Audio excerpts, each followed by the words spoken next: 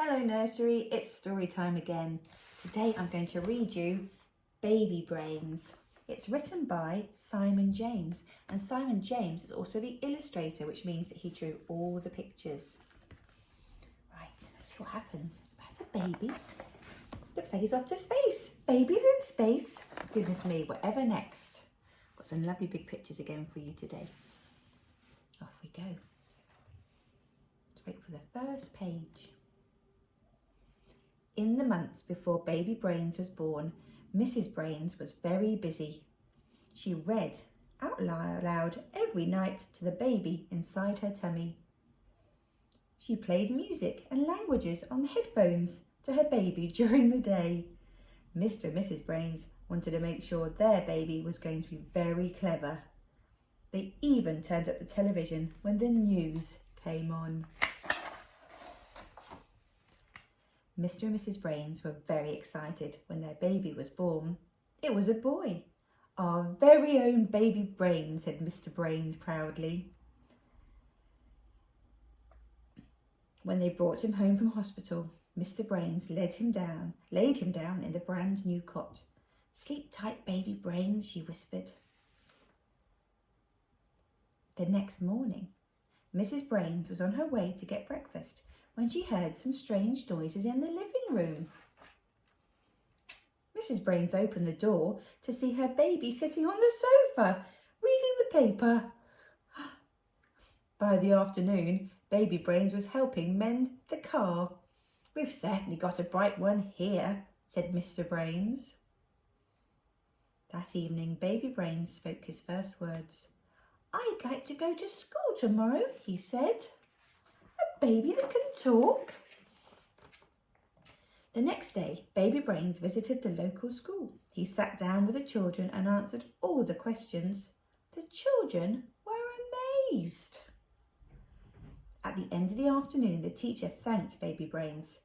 I don't think I've ever learnt so much in one day, she said.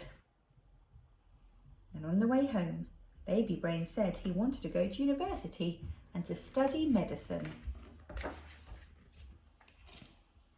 After just 2 weeks, Baby Brains began working as a doctor at the local hospital. He was very popular with all the staff and patients. Word soon spread about the extraordinary Baby Brains. Everyone wanted to meet him. One night, some space scientists phoned. They asked if Baby Brains would like to help with their next space mission. The following day, Mr. and Mrs. Brains and their baby travelled out to the Space Centre. And after training hard over the weekend, Baby Brains waved goodbye to Mr. and Mrs. Brains and blasted off into outer space.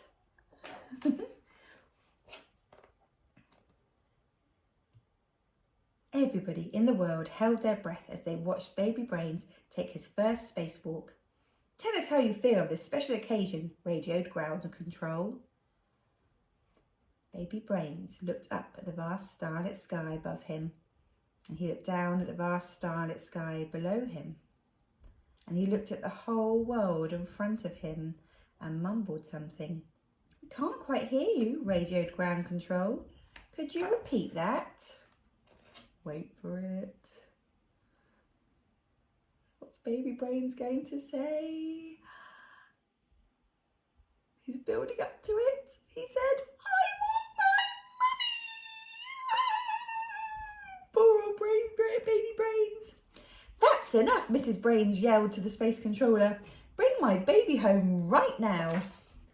Baby Brains was flown home as quickly as possible.